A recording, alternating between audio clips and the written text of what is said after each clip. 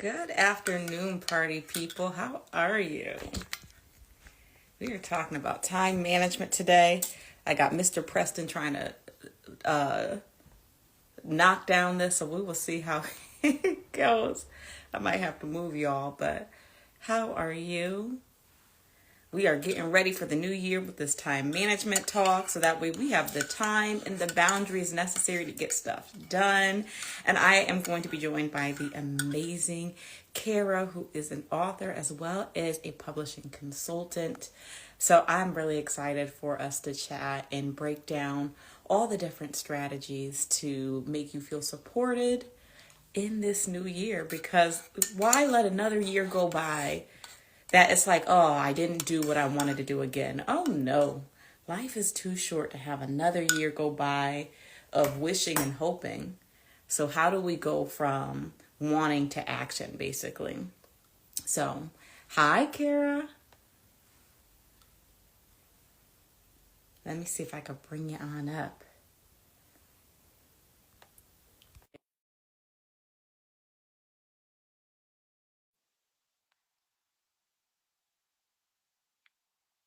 Now let's see. There we are. Hello. Hi, how are you? Good. How are you? Good, good. What's going on? Well, I got Mr. Preston down here. He is very close to, so I don't know. Y'all might go tumbling down, but I am here. It is cold. I'm in Connecticut, so it is a cold. It feels like one of the coldest days we've had so far. And so I'm just trying to stay warm, get some work done, Yeah. and hopefully read a book today. What about for you? I'm writing. I should be finishing up my book three. It is also Let's cold here. I'm in go. Ohio. Ooh, Um, so I'll be finishing up my manuscript by the end of the weekend, which was supposed to be done by Wednesday, which was supposed to be done in the middle of November. that sounds like a writer. Thank you. Yes. Thank you. This is the first novel that I've written since I published where it hasn't been like constant like bam bam bam bam bam bam bam. So it's Really yeah, it's a nice like I can take a breath because nice. I have two novel expansions coming out next year, which were novellas that I wrote this year and I expanded them to full length. And then I have this Nice. one and then I have another that's like 30,000 words in, so I just have to fill in those blanks. Oh, I So love that. And I think I saw, so this was your first year publishing, right? February 2025? it was. I actually have been doing the indie publishing thing for other people since 2019. But this was my very first year doing it, and a whole bunch of great stuff happened. So it was really cool. Nice. And before we jump in and we talk about time management today, what made you say, "Hey, I'm doing this"? What was that for you that made you say, "I'm going and I'm doing this"? So I've been it's really actually it's a little bit longer of an answer, but I went to in I was 28, so around like 2010, I decided, well, I woke up, there were characters, our normal story and everything. But I was in a marriage that wasn't good for anyone. I had two small children, and I was like, well, I want them to have a different life than I did, and I want them to see me do what I want. So I went to college in my 30s because I had always wanted to do that with the goal of getting to this point. Mm. So I graduated in 2019 and I decided I needed to learn how to write a novel. So I became a ghostwriter and it was a pretty bad experience, just people Really? wise. Yeah. Um, the expectations from the clients were because they were taught rapid release, and I don't know if you Okay. know what. Yeah, Well, and for folks, rapid, can you explain what rapid release is? thank you. And the rapid release is more like you push out a book every month. So every 5 weeks, you're writing 50,000 words. They were paying me 1 penny a word, expecting Oh. Stephen King level novels in 5 weeks, and they were Mm-mm. upset, and they were blaming me. So, and they weren't marketing. So I learned a Okay. lot. Yeah. Mm-hmm. Um, the I learned that. I became desensitized to people's critiques mostly. Especially when you're having that rapid and like yes, Yeah. 1000%. It's definitely a And crash course in critique and feedback. yeah. Yeah. And then 2023 I was like, okay, I had someone read my novel who was a ghostwriter, but she was a USA Today bestseller. I was a ghostwriter. She did not know it was me. And the client was like, she said that this is the best novel she's read all year. And I was like, well, Oh, what am I waiting for? yeah. So That is that's it. amazing. Thank you. Yeah. How about you? Um, as Preston squeaks his little toy, it started for out of self-care, during the pandemic, a friend was like, "Hey, we're not writers, we're just getting together to build community and do some writing prompts and da da da da da." And I had previously had her on a podcast I was doing at the time that was around, politics and activism, and we were talking about self-care and Mhm. was your current routine enough? And it made me think. I said, "Oh, I don't think my current self-care routine is enough." So when she said, "Hey, do you want to get together?" I made that commitment to myself to show up every morning, 8 o'clock, and to write. And from there, we built a sense of community and we started doing writing challenges like NaNoWriMo, and we did Kindle Vella. And it really grew from there of like this part of me that I never got to explore or thought I had an opportunity to explore really became something I wanted to do. And so last year I said, okay, what happens if I'm like really intentional about writing and wanting to do this? And I was like, oh, okay, there's a little bit of growth here. I like this. I did a book sign. I was like, okay. And so this is like the second year I said, oh, I want to do this and I want to Mhm. be intentional. I really want to grow this brand and this business. And so it just was like, well, let me try this. And it turned out to be something, an extension that I really loved. And you're doing amazing. Thank you I, so you're much. welcome. I see all of your books and they look fantastic. And I unfortunately am a super slow reader since I've become a writer. Like Yes. it takes 4 months for me to finish like a 350 page novel at this point. Same, Um, because I wanted to read yours as soon as you talked about it has like mental health and all of that. And I'm just like, I am going to get to it. I just don't know when because it's just it's so big. I have like 3 books I'm staring at now. Like I want to get through you. And like I am, but it's like, oh well, I'm making new beta reading, proofreading. So I'm like, I read those much faster, um, because I want to help out other authors. But so it's like, okay. But it's good to know that I'm not the only one that reads really slowly now.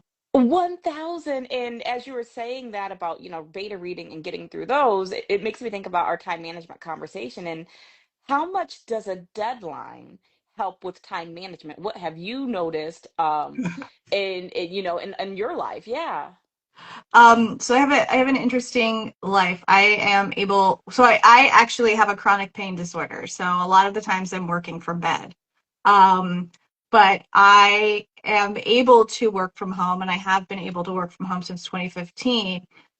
So I have that extra experience. I don't go outside of my home to work. I work from, like I said, bed. Hmm. Sometimes it's the couch or my desk, when I'm good. And so I have that flexibility in my day. When I was doing ghostwriting, the deadlines were so tight, and it Hmm. was such a like I had to do 10,000 words a week, and if I didn't do 10,000 words a week, I had to even crunch them into smaller amount. Like there were days where I Hmm. had to do like 12,500 words in like one day. It was Mm. insane, super unhealthy, but it also helped me build that muscle memory where I Yeah. can uh, and so those were the deadlines that really helped me. Whereas now like I said, I'm a little bit more flexible, but I did still push out, two full length novels and two novellas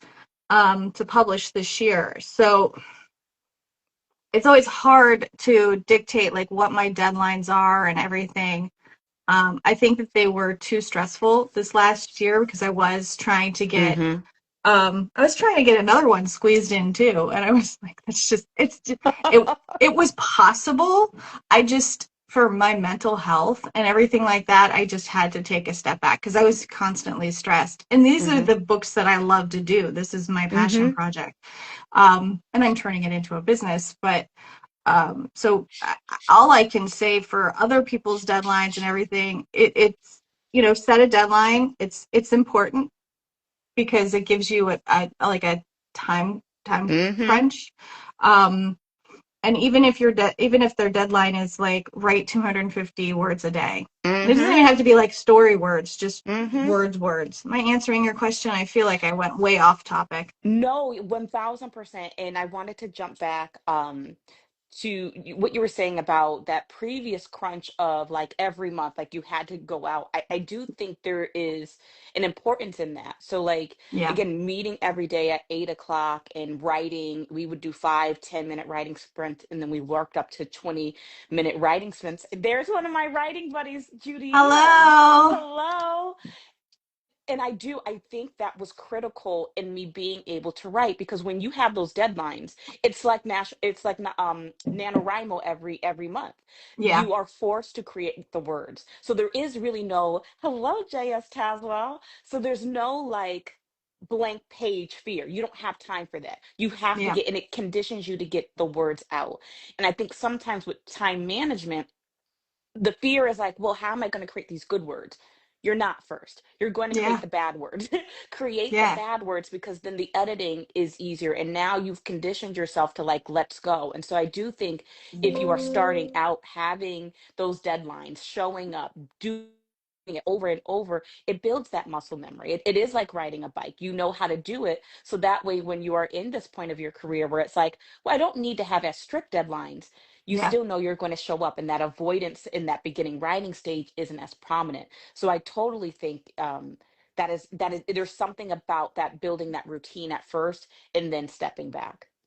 Absolutely. I get made fun of sometimes because people are like, "How do you do it so much?" And I was like, "Well, I spent 6 years basically miserable writing other people's stories and learning the everything. So now I type like 90 words a minute, and I also have I made time for it though. Like I Mm. purposefully put myself in a position where I wouldn't have been able to do had it not been for my husband.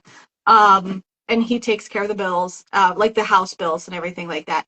But I was able to do and spend that time. I purposefully did it. And I think that taking even 5 minutes a day, like you said, and I think that that is just starting to train your brain is really the first place that you have to go. And I think in that time too, when you're doing that, you actually get a chance to learn to trust yourself because Yes. No, go ahead. Go ahead. I was no, just that like, was it. Like yeah. you understand the process more. You know that when you're revising or when you're writing, you're going to go back and revise, and when your revisions are done, you're going to go to hopefully a beta or an editor or something and really help yourself boost up a little bit with your instincts and your gut. So, 1000%. I love how you talked about trusting yourself, because so much of this mhm. process is mental. And I remember a time when I was writing and just noticing, when I'm just free and I'm letting the words flow, I write more. And I Yeah, had this realization, if I keep second guessing myself, I'm not going to put out all the books I want to. And I thought about people like James Patterson and all these authors that publish. If they're sitting here like, oh my God, is someone going to like this? If they're not, you're never going to, that takes so much time. it So, really my friend, does. don't knock down my thing. So, but so that in the terms of trusting yourself is so important in whatever it is that you have to do to build that, whether it is routine, whether that's allowing yourself to fail, it really is invaluable. And then the Yeah. other thing you talked about was that purposeful time. And I think when we think of time management, that's the thing we skip. We think of the shoulds, right? Whether it's like every day do 1,000 words or this, but as long as you are purposeful, you are going to create the time that you need to. You are going to weed out the things that drain your time, because again, I think it's about being purposeful. Hmm. And before I go into that, like, How did you build that practice? What did that look like for you in building purposeful time around writing and creativity? So again, this is a little bit of a long conversation, but this will be like a long explanation. I came from a background that had cyclical family trauma, and I Mm-hmm. was, constantly put into traumatic situations in my past. And it was, like I said, it was cyclical, it was generational, it was what it was. And so I grew up not believing in myself. Mm-hmm. And oh, JS has a question. We'll ask it in 1 second, or would Mm-hmm. you like to answer it now? No, because we're definitely going to come back to that. I'm Okay. just writing that. So I didn't believe in myself for a really Mm-hmm. long time, and like I said, my we were in a bad marriage, and Mm-hmm. myself and my ex-husband, we treated each other poorly, and by the kids were getting that.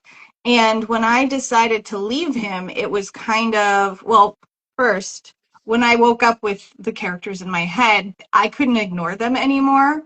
They get so And loud, don't they? And yes. demanding. And one of my characters was so pissed off because I didn't get him right. And he was just there constantly. And he's like, you better get me. I'm going to do this. I'm going to do this until you do. And it took a while, but I got him down and everything. And then honestly, after that, it's just determination. I was determined to show my kids a better life. I was determined to get what I knew, like I was finally complete when I Mm. accepted the fact that I wanted to be a writer and that I wanted to do it, and I would work as Yeah. hard as I could to figure out how to actually get to the point where I did. And so mine was more Mm-hmm. determination. When I was doing ghostwriting, I made like $9,000 one year. Um, yeah, and Wow. I wrote so many words. Mm-hmm. And I always knew I was going to leave that job. Like I knew that was not the role for me. Mm-hmm. But it really was just determination. Like Yeah. I'm going to be here. I am going to be okay with writing crap. Even if I'm not okay with it, I will eventually get there. So Mm-hmm. that was another part. Like I just started trusting myself and Yeah, started yeah. learning that having enough faith in myself to go there and Yeah. be there. Oh, I love that. And I wrote down some things to go back to, and then we're going to jump to JS Yeah. Tazwell's question. But you said finally complete. And I Mhm. think that is so important because once you have that moment of like, oh, I feel like I'm in alignment. I feel like this is what I'm supposed to do. I feel like I've been looking for this for so long. It shifts something. It allows you to have that determination because it's like I don't want to lose this. It really, I notice like there's this psychological thing, right? Like the anxiety comes back, the depression, because it's like, wait a minute, why am I not accessing this higher level of Mhm. myself that feels really happy and free? And I Yeah. think that's important. And a lot of times we don't get there because we don't give ourselves permission to play and to create and to do those things. And Mhm. so for folks who are listening, when you have that moment of I feel finally complete, finally free, don't dismiss that. Yeah. That is, your internal voice saying, oh, I need to make time for that. And it makes it easier to say, I need to make time for this. And that's where that intentionality comes, and all of that. And it allows you to do what we said, that acceptance of it's okay for me to be bad because Mhm. at the other end of that is that sense of fully complete. And so I just wanted to highlight paying attention to that. Um, Thank you. because absolutely, and just kind of piggybacking on that, I think that really helped me this year in the sense of like, oh, I like the way I feel when I create room for writing, when I create room for creativity, when I create room for the business. I like the way that feels. And I think it really helps to be mindful of the things that are draining. So jumping to JS Taswell's question, which is what happens when you as a person are drained? Um, do you want to tackle that first? Let me know. Um, so it's definitely interesting. Like we were talking about on the first when we first off, thank you, Lila. I appreciate you dropping in and saying that you love my work. That's really sweet. But like when I was definitely drained by probably July of this year, and I had been writing basically uh nonstop. Like I had said, I in 2024 I had written my full-length novel. I wrote a novella, like a 30,000 word novella. I published that. Come 2025, I have I launched my first novel, I Mm-hmm. published another novella, and I started on two other novels. And I didn't realize I was burnt out until kind of a series of personal setbacks happened. And I handled them, I think, well for what they were, but I also was incredibly down and hard on myself and just I was stuck in this like mucky place. Mm-hmm. And then I was just like, I don't have to be here. And I just stopped. Mm. I stopped hating myself. I stopped putting that pressure on myself that I had to keep writing because Mm-hmm. I had to keep publishing because I Mm-hmm. have built a good foundation. Um, and I basically took a week and Mm-hmm. I still did writing sprints with my friend. We still did it 20 minutes a day. Mm-hmm. And, but I wasn't writing to just be done. I was just writing just to write and just Mm-hmm. sitting in that moment. So, Mm-hmm. Oh, I think that's so important to get back to that sense of just writing mhm, to write, because it can be such, again, input output, and you lose your reason for doing that. I think that is so critical when you are feeling drained.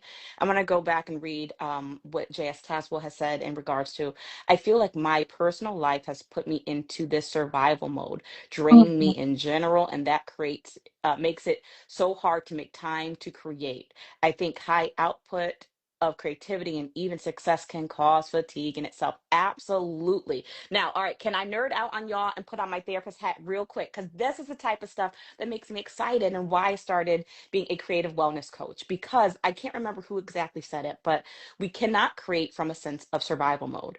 That is the thing that is so unique about creatives, right? You could go to a job and mhm, input, output, stress, and all that. But creativity really allows, it needs for you to be okay. It needs you to have a sense of freedom and a sense of alignment. And that's why I always say when we are talking about burnout or mhm, these creative blocks, right? Writer's block, think about it as a symptom, right? What is going on? Are you in that sense of survival mode? Are you in that place of just fatigue with life, the mhm. news, just everything like that? I'm Right? so Because, sorry. yeah. Yes. 1000%. And like there were times this year because I knew I had some deadlines and I had to be real strategic of there were people I couldn't deal with, there were places I couldn't engage with, there was news and Mhm. information I could not be privy of because one, I could not change it, and Yeah. this still needed to be done. And so being protective of your time. So if you are in a place of survival mode, one, I want to validate that is okay. That happens. That is life. Now, take a step back and say, what is it that you need to feel restored?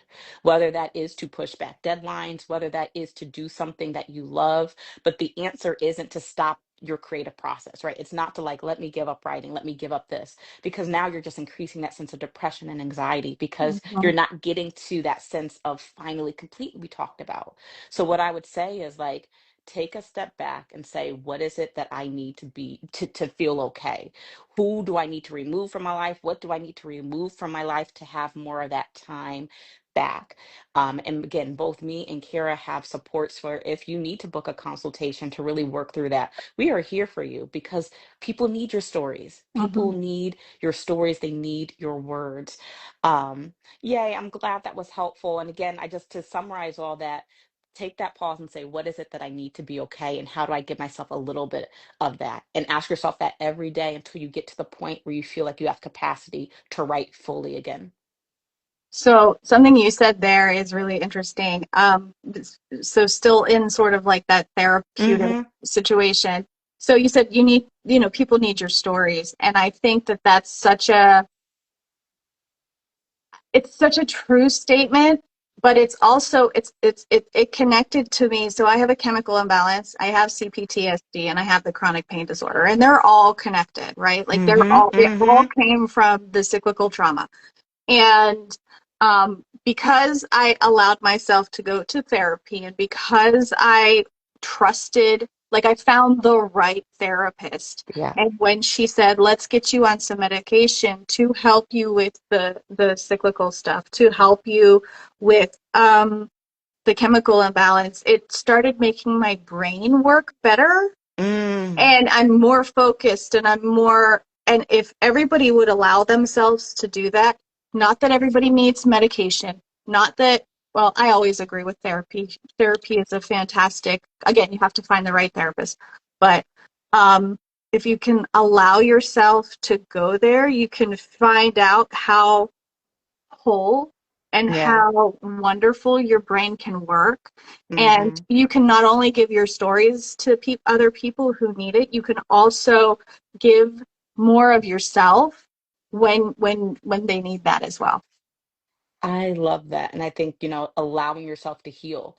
Sometimes we're just like, well, I don't have time for that. I got to get this done. You can't afford not to be okay. You Yes. cannot afford not to be okay.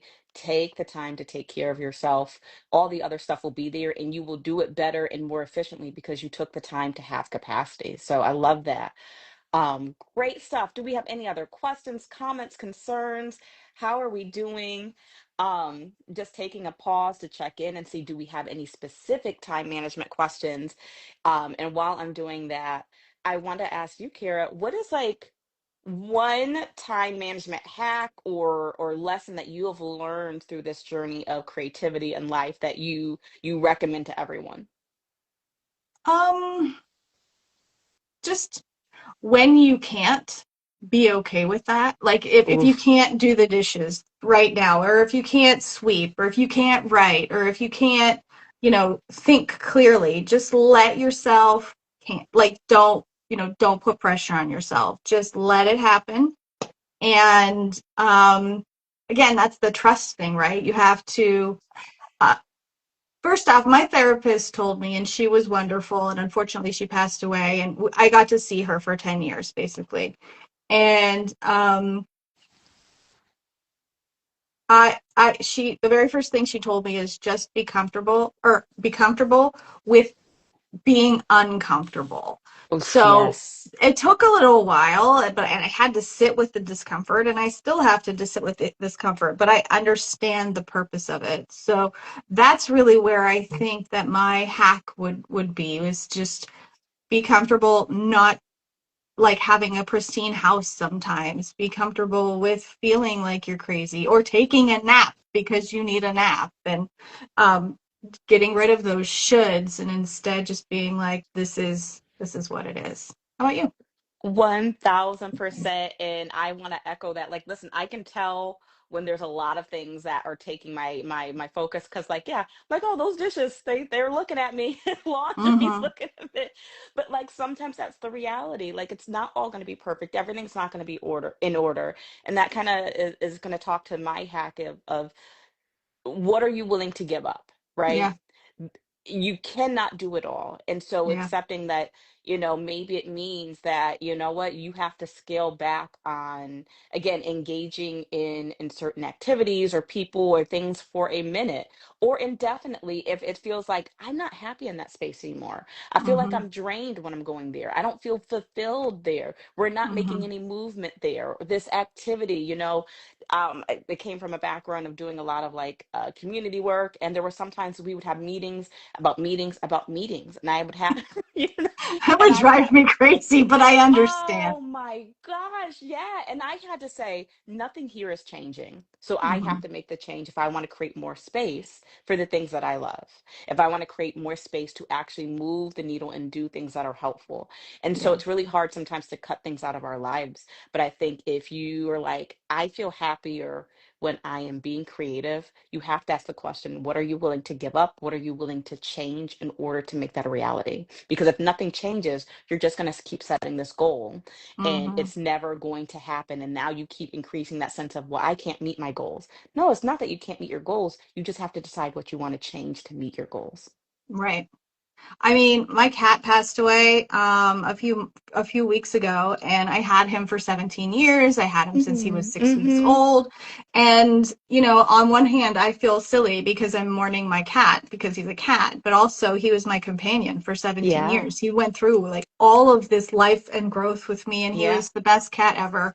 And I sat in bed and worked, not because I was in pain chronically, just because I was in the dark, and I just let myself be comfortable because I needed to have that to grieve, and I still Mm-hmm. am, but it's not quite as dark in my world right now. Like, I let myself feel those Mm-hmm. things while still working, and Mm-hmm. while still and it just, I feel like doing that helped me move through the process Mm-hmm. easier or quicker, Yeah. Yeah. Yeah. Yeah. Yeah. something. Yeah. I don't know, Mm-hmm. like, it's not easy, but it was No, but I think um there's power in that. You said you let yourself feel, right? So it's yeah. like, um, I think of like a faucet, right? If you turn on the faucet, but you're holding your hand under there, right? It's spurting everywhere. It doesn't, the water's still gushing, but it's spurting everywhere. It's making this mess and not being as effective, especially if you're trying to fill up the sink. If you move your hand and let it happen, Mhm. right? It may rush out, it may feel all the things, but you'll be able to, like, okay, it's filling, it's releasing, it's doing the things, it's not as messy. And I think sometimes we're like, oh, I can't hurt and do this. No, you Yeah. absolutely can. Just let yourself feel that in the moments that feel real. And then Mhm. after, when you're like, okay, I have some capacity now that I let that out, go back and do what you need to do. But like there's power in letting yourself feel. Mhm.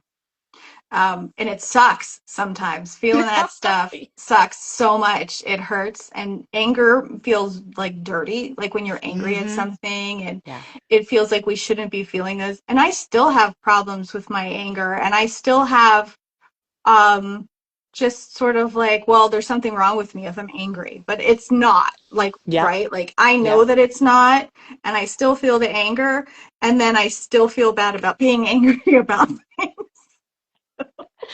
It's a lot of work of challenging these frameworks and things that we've had all our lives, right? Like, oh, you're supposed to be happy all the time, can't be angry. All of these things are safe and it Especially as takes time. women. Oh my gosh, right? Facts. Yeah, And so it's a lot to sit. It takes a lot of building up that muscle to sit in your truth. it really, really does. I mean, that's a whole other topic, right? Just anger as with diversity, and anger as Come females. on. And Absolutely. yeah, Oh, that listen, we got to come back and do that because even in our stories, sometimes people don't like to see when women are angry or have they that full don't. range of them, right? Hmm. So yeah, we'll definitely got to come back, Yeah. um, and do that. Y'all, this has been wonderful. Again, just doing one last call out about any time management questions.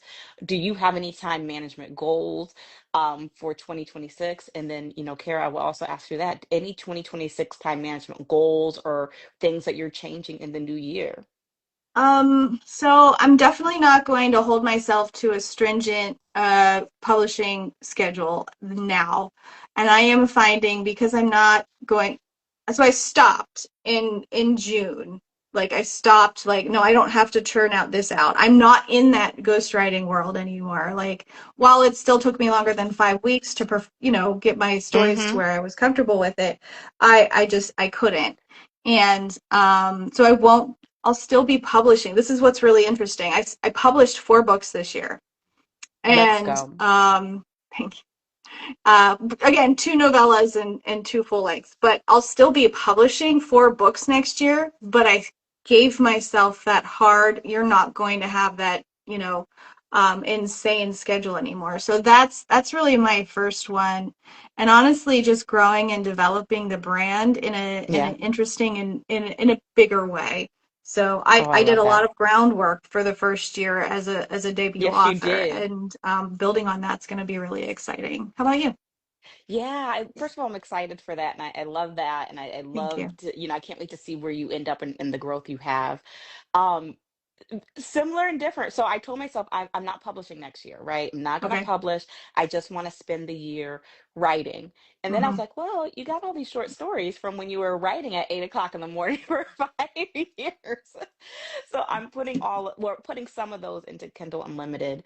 My first one is up, which is Let the Sun Die, which actually was for an anthology. Didn't make it to the final stage, but I said, you know what? I'm going to put it on Kindle Unlimited. That will also be an audiobook. And there's two more. I'm waiting on the covers, and then those will go out, one for February and one for March.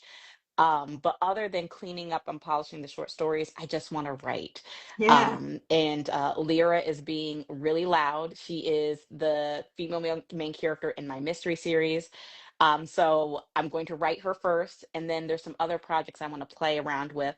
But I think getting that done and building that muscle of consistency of writing every day or most days will help me kind of churn out some new projects that may take a little bit more time.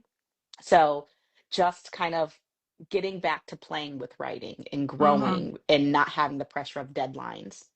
That's wonderful. I love it. Randomly, you said you have short stories. I just opened up an indie anthology press with two of my partners, two of my colleagues, writing friends, everything. Yeah. So you're welcome to submit. Yes. Oh my God. We, Yes. Okay. yeah, I'll send you the link afterwards. We Please. have we're going to do a spring anthology, which is all about mental health, and then Yay.